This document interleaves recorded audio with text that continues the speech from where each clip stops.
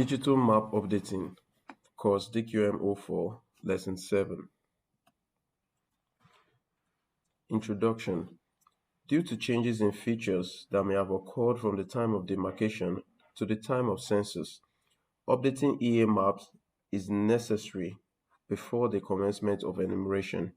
Changes in building type, residential type, building addresses, etc. are to be updated during house listing before the commencement of enumeration of persons. Now, what is digital map updating? This is the process of adding information about new features that are not found or named on the map, such as new buildings, floating population, etc., and also deleting the ones that are no longer in existence. So when we talk about digital map updating, we're talking about adding new features that were not there during the time of EAD, or removing features that have been either destroyed, demolished, or were not even in existence in the first place. Digital map updating will be done during building and household listing. All new buildings and other target population shall be added to the database, and all non-existing features shall be annotated as such. So we're going to focus more on the imagery to explain everything about digital map updating. So on the app we're going to be using, there are some tools that will help us that we're going to use in the updating process. Now, if there are new buildings that are found within an EA, we have what we call the add building tool. Now, the add building tool is to help us, it will add a new building that was not there during the demarcation. Now, don't forget, in EAD demarcation, all the buildings within the EA have been captured and the attributes have been taken down. So during house listing, one of the reasons we are doing house listing is if there's any change in the features. For instance, a building that was not there, you are able to capture it now and put in the attributes. If it was a one-story building, a two-story building, if it's a kitchen, if it's a bungalow, whatever it is, you have the opportunity to add new buildings that you see on the imagery. Don't forget, we're not just adding buildings recklessly. So as a DQM, you have to be able to, first of all, like we've discussed in previous chapters, understand imagery, interpretation skills, and also be able to tell when you see a building and when what you're saying is not a building. So this will help checkmate updating. Okay, help checkmate the updating process. And when you see a building that is actually a building, you'll be able to tell the enumerators if they have done the correct thing or if they are doing the wrong thing. Secondly, we can also on the app, we can flag buildings that are not found on the ground because of demolition. During the EAD, the building was there, but right now the building has been demolished. So you can flag such building as demolished. We can, I've already mentioned adding new building. We can also mark a building as non-existent. Non-existent, yeah.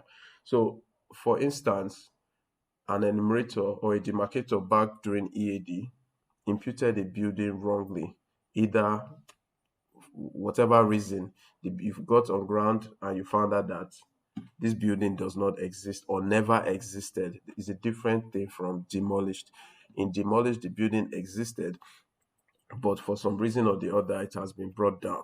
So you flag it as demolished. But in non-existing, the building never existed. So you, instead of deleting the point, we have what we call non-existing. So you mark such buildings as non-existing. So it's part of updating. So the last option you can see there is existing, which any other building, any other category falls under existing. So some of the features to be updated will include new buildings, like we just said, demolished or non-existing buildings, like we just explained. Now, building address, name of owner, description of building. Now, during EAD, some addresses may have changed between EAD and now. Okay, a building, maybe the owner of the buildings, because during EAD we have what we call name of owner, or you describe the building. So it goes in this hierarchy. You either, if the building has an address, you write the building address. If it doesn't have an address, which a lot of buildings don't have addresses, you have to put in the name of the owner to stand as the address. If you're not able to get the name of the owner, then you describe the building. So any of these three might have changed back from EAD up until now. So maybe the name of the owner now has changed. You have to update the address to the new name of owner. Maybe the building address was wrongly imputed. Instead of number 2 Patrick Street, it is actually number 4 Patrick Street. So you have the opportunity to update these addresses. The building use, by the building use, we're saying if the building is a whether it's a kitchen or it's a private residence and other things like that. So a building, maybe for instance, a building that was people used to stay, maybe it was a residential before, probably it has turned into a kitchen or something else, maybe a shop or something. Okay, so the building use also might change, so you need to update it.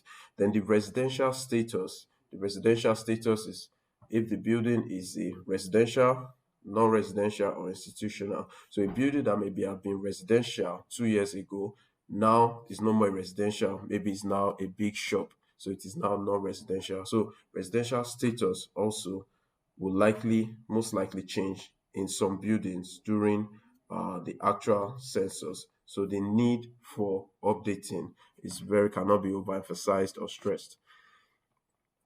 Now, in conclusion, digital map updating is important and needs to be carried out before the commencement of house listing. It is therefore imperative that you understand the process and reason why updating must be done prior to enumeration. So these are practice questions that you to revise.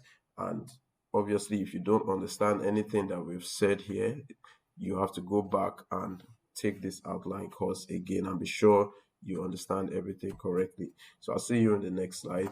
You can't be counted